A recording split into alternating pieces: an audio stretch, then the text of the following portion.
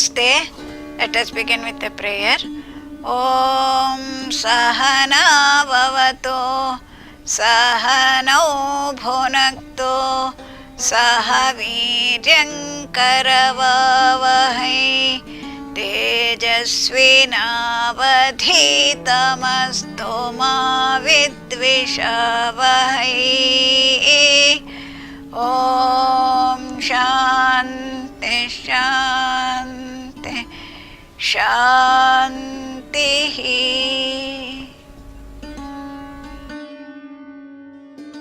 Today, let us try to understand the concept of how to use the physical level practices in the integrated approach of yoga therapy, which includes healthy sattvic diet, physical practices that includes Shithilakarana Vyayama, the breathing practices and asanas, and kriyas, cleansing techniques.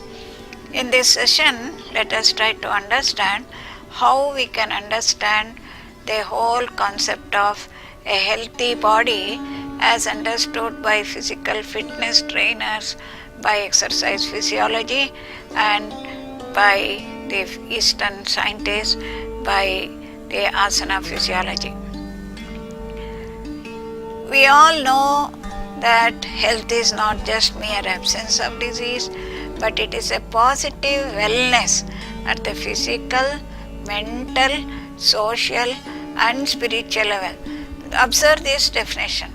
When we say absence of disease, we are experts in modern medical science to be able to detect what abnormality body has, and we as doctors would give a certificate, CVS NAD, RS NAD, JD NAD, NAD, NAD. What does NAD mean? Nothing abnormal detected. So we are experts in detecting abnormality. But just because there is no abnormality, no disease, that's not total health. Total health is positive wellness at the physical, mental, social, and spiritual level. And for this, let me just show you another immediate slide which talks about the definition of yoga, where Sri Aurobindo defines yoga as that process that gives techniques for total personality development at the physical, mental, emotional, social, and spiritual level.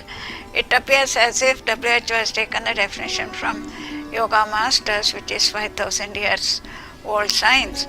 So, to achieve this health, which is a continuum, health is not just one single state, it's a continuum. We can go on improving our health. If you plot well-being on the x-axis and health on the y-axis, you are seeing that the normal health zone is going on improving as the wellness improves. And take it further up the line, positive health, super health, and perfect health. This is where yogis were experts. They were able to move towards perfect health from normal health, and they evolved large number of techniques for evolution of the personality from normal health towards better states, which is the highest state of freedom, highest state of health, highest state that a man can move towards to reach the highest levels of happiness. Take the line further down to the left. As the wellness level goes on decreasing, your health level goes on decreasing. This is the area of sickness, and what we do as yoga therapists is to see that we use the same techniques that the sages used to move from normal to better and better health, to pull up the sick person to normal areas of health. And that is the whole of the understanding of total personality development, which has to have all these factors. Be happy, everyone wants to be happy, healthy, better knowledge, work efficiency, better self-mastery, and service zeal, peace and poise are all the techniques.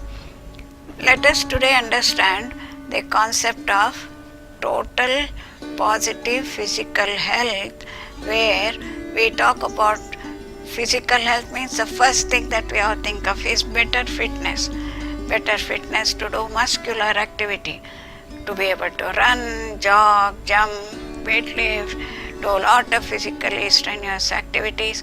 Fitness, fitness, fitness, get good muscles. This is the first thought that comes to everyone's mind when we talk about physical fitness. And in this, the musculoskeletal system. The muscular system is directly involved, and therefore in the muscular system, the positive wellness is indicated by strength, stamina, dexterity, fine motor movements is also a very important indication of positive health, and immune stamina. It's not enough if you are just physically strong. Your physical health is also measurable by how tolerant you are to external onslaughts by toxins, germs, or to infections, changes in variations in temperature. So environmental tolerance, immune stamina to be able to tolerate germs, toxins and foreign material that may enter the body is also a very important measure of better stamina. And that is why when we talk about better stamina, yoga, balance, which is referred to as samatvam, there are two components that are introduced. Samatvam is for Shita Ushna, Sukha Dukha.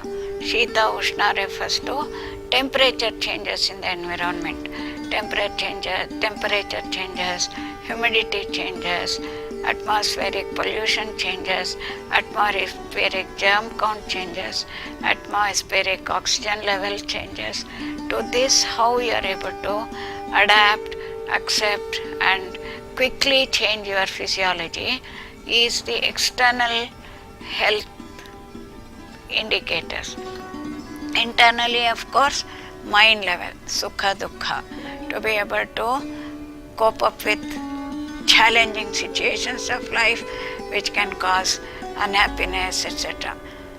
So when we are talking about muscle development, simply what we should understand is, if you really want to be fit physically, to be able to walk without getting tired, without getting exhausted, feel that good energy, we have to keep our muscles strong, and muscle development totally depends on exercise. Exercise, rest. Move the muscles and rest them. Move the muscles, rest them. Move the muscles, rest them. This is the way one person can develop the muscle stamina and keep physically fit. And what yoga thinks about is the role of mind for physical stamina building.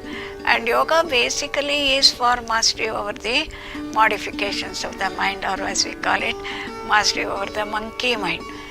Therefore, yogic people doing physical practices is not for only physical stamina building or sturdiness, but use the body and mastery over the muscular system to be able to get mastery over the emotional aspects of our mind.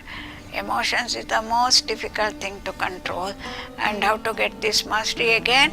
Give a stimulus followed by relaxation. We all have been understanding the concept of 5 aspects of our personality. To be able to develop the physical stamina, which is the Annamaya Kosha, we use lot of Annamaya Kosha practices or the physical level practices to be able to move on to get mastery over the mind again. Annamaya Kosha practice to get mastery over the mind is asanas. Pranamaya Kosha practices to get mastery over the mind is pranayama. Mind level practices to get mastery over the mind is meditation and devotional practices.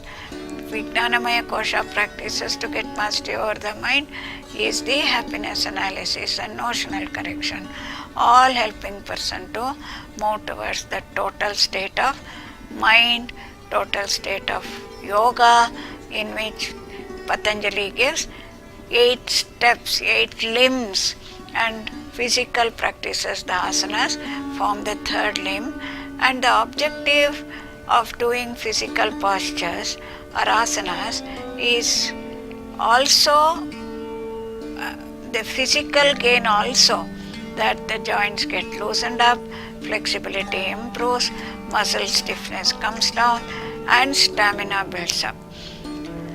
We all have three types of personality: lazy mind, dull mind, drowsy mind. Body becomes lazy, stiff, weak, etc. This is the state of tamas. So to be able to shatter this tamas, break open this tamasic personality at the physical level, mind level, we use asanas, which involves repetition of practices, speed of practices, and jerky movements, etc. And there are two schools of yoga.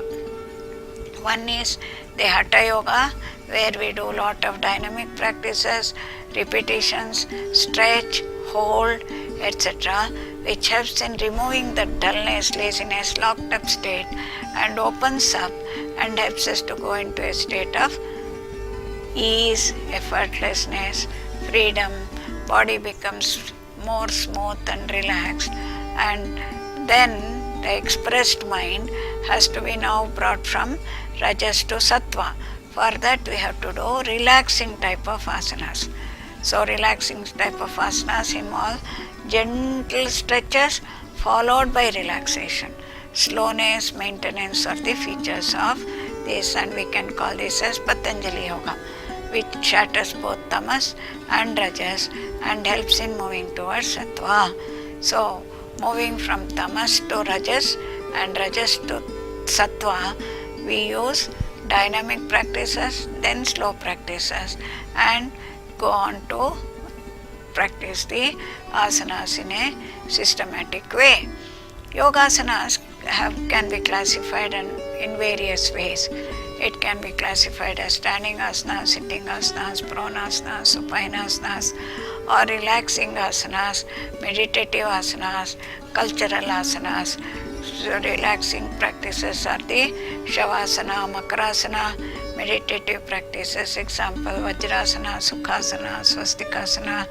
Cultural practices, all other asanas come under cultural asanas. So culturing the practices, cultural practices has a special reference. Culturing means what? What are we culturing? You are stretching certain parts of the body. And for example, when you bend the body in Paschimottanasana or Padahastasana, you put the mind on the back, Paschimotthana, stretched back, where on the stretched part of the back you concentrate your mind and feel that part and do the relaxation in that part. That's what is the reference. That's why there are a large number of cultural postures: standing, sitting, prone, supine, inverted postures. All these different parts get stretched. Put your mind focused on that part and stretch that part and work on that. Shithilikarana Vyayama we call. These are not actually asanas, but they are preparatory practices, fundamental movements for loosening the joints as a preparatory practice. Therefore, when we do these practices, we loosen individual joints, which may include a little bit of spot jogging, followed by forward backward bending, side bending, twisting, etc. And in all these Shithilikarana Vyayamas, we repeat the practice, have jerks in the practices, and then we work on individual parts of the body. Energy expenditure increases, muscular system is stimulated, respiration goes deeper and faster, cardiovascular system also gets stimulated. So all activities of the system gets activated in this. But what we want to understand is, to understand the real physiology of a yoga asana, Shithilikarana Vyayama is like an exercise. What we are going to talk about in a few minutes is exercise physiology. So Shitilikarana Vyayamas are like energy spending exercises, whereas Yogasana is not meant to be energy spending.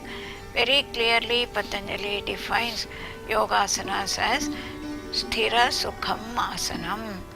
Means you have to maintain for a long time effortlessly in a very relaxed way, and that is what is a yoga practice. So when we maintain in a yogasana, there are 3 steps. Sthira, stable. For this we have to make lot of effort. With effort only you are able to reach the final posture of a asana. Without putting effort, if you are just stopping, okay, you are trying to bend forward, the back says, no, I can't bend anymore. If you stop there, you have not yet completed the Paschimottanasana or the Padhastasana. So you have to put in a lot of effort, pull, repeatedly, day by day, day by day, until you reach the final posture. And that is a stage where you put in effort, and that effort will slowly get reduced as we maintain, and during that maintenance phase we become more and more stable, steady for a long time, and finally to be able to maintain that sukha that Patanjali talks about, we should be able to tune ourselves to infinity and work on that. So yogasanas are slow practices, maintenance is important, and rest is very, very important, and all systems of the body, part by part by part, get deep rest, and this rest is through deep internal focused awareness of the stretched part of the body, whether it is the dynamic school or the slow school of Patanjali, where we talk about relaxing type of practices. Both of them definitely help in total personality development, and most important, in turned mind. It makes you inwards, and through that recognize what are the modifications of the mind, how mind is getting distracted, how mind is getting disturbed, and through that develop mastery over the mind, and helps in moving towards selflessness, promotes positive health and bliss, and all organs and systems of the body start working in harmony. And on the background of deep relaxation, naturally the nervous system and the body gets more and more normalized, and that is how it reduces the strain on the system, stress on the system, and therefore we have to move towards better and better stamina. In this context, let us understand the 3 very, very important sutras that Patanjali Yoga Sutras give to understand the concept of how one should move on and on in improving our progress in our yogasana practice to reach the highest state of yoga. The first sutra which we understood is Sthira Sukham Asanam, means stable and blissfully engrossed in the asana, is the only sutra that Patanjali gives. He doesn't talk about multiple types of asanas, how you should do asanas, whether you should put effort or not. All that is given only in one sutra. By the next sutra, in which he says Prayatna Shaithilya and Ananta Samapatti. Prayatna Shaithilya Ananta Samapatti Bhyam means what? You move from effortful effort to learn asanas, and then you should maintain in the final posture by doing lot of effortlessness or relaxation. So to reach the final posture, you may have taken even 1 month. Try, move on, stretch a little more, lot of energy, lot of effort, lot of pain, lot of strain, all that is prayatna phase. After you have done the final posture, to maintain for a long duration, you have to start looking at each and every part of the body. Say for example, you are maintaining in Ardha Chakrasana. You have stretched your body, but you are trying. You have to really relax the forehead, relax the neck, relax the back, without losing the final posture. So relax part by part with awareness is Prayatna Shaithilya. That helps you to save your energy and maintain for a long duration of time. Going further, while maintaining in the final posture, what is the next word? Ananta Samapatti. What does this mean? Ananta. Anta means limited. Ananta, unlimited. Samapatti, become one with that. So, from the point of stretch, you are stretching the body. Say, for example, you are stretching the back like this, and there is a stretched, painful part. You put your mind intensely on the painful part. Now, effort is released, and then now, from that point, start feeling the diffusion of the energy. Feel the loosening effect there, relaxation effect there, as if ice is melting into water and diffusing away like steam, going out into the body. Entire body are now aware, and from there get escape from the body, go to the entire space in the hall, go out of the hall, go out into the space, go into the panorama of the trees, out of the tree panorama, into the space, into the blue sky, out of the sky into the endless space, and you will see how your mind becomes so effortless, so blissful, and merges in that vastness. And if you are able to, I remember one participant, a patient who had come with very bad back pain, and he understood this concept. What he did was, he was do a little simple stretch, sitting like this, bend this part, maintain there, focus his mind on the stretched part where he had the pain, and maintain, and diffuse, merge into the vastness, and enjoy that place, enjoy that experience of diffusion of the tightness, relaxation, etc. Ananta Samapatti from the point of the pain, and he was completely free from the pain.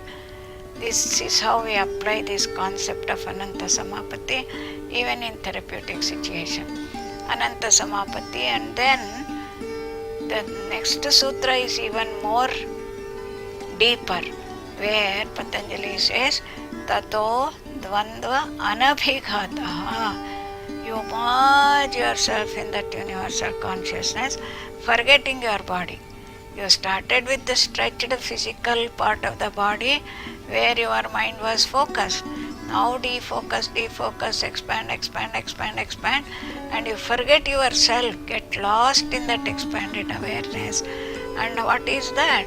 That is like yujyate anena iti yogaha, which you have understood, where the individual consciousness merges with universal consciousness, which is the terminal goal of yoga practice, Kaivalya Sthiti, where I become totally diffused and merged without any identity of myselfness, myness, with, and merge in the universal consciousness. And how will that yoga person be? He will only be an universal person. He will only be able to love the whole world and give love to the whole society and do the best for the society, and blissfully, joyfully, enjoyably, he will be moving around doing whatever he needs to be doing without getting distressed.